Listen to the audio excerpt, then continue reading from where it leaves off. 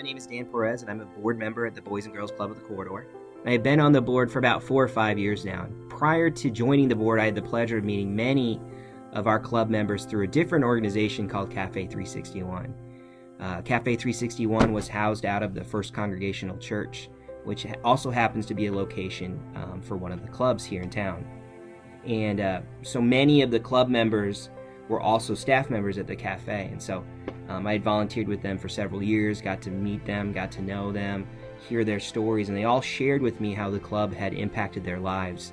And so when the opportunity came for me to join the board, I jumped on it. You know, the club to me at that point represented all that was right when it came to volunteering, and so I was really excited to be part of it, and still am. The club, I think, provides so many great things for our community. I'd love to list them off, but I think club member / staff member / Youth of the Year, Ryan Vonderchek, probably described it in the best possible way. He told me the club is a safe place for kids to be themselves. I think that's huge in today's day and age.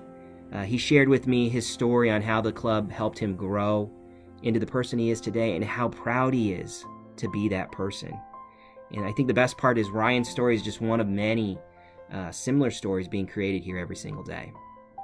The COVID crisis, I think, will be one for the history books. I have been very impressed by all the nonprofits in our area. Many of them have moved mountains to provide for our community.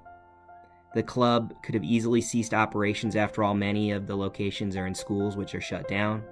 But during this time, John and his staff have worked tirelessly to provide for their members. Whether it's virtual cooking classes, food and game deliveries to children at their homes, or even hand washing tutorials, the club continues to have a positive impact.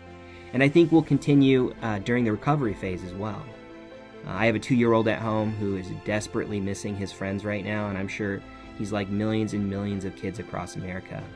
Once the world starts to open back up, places like the Boys and Girls Club will play a critical role in reuniting friends and allowing them to reestablish their friendships.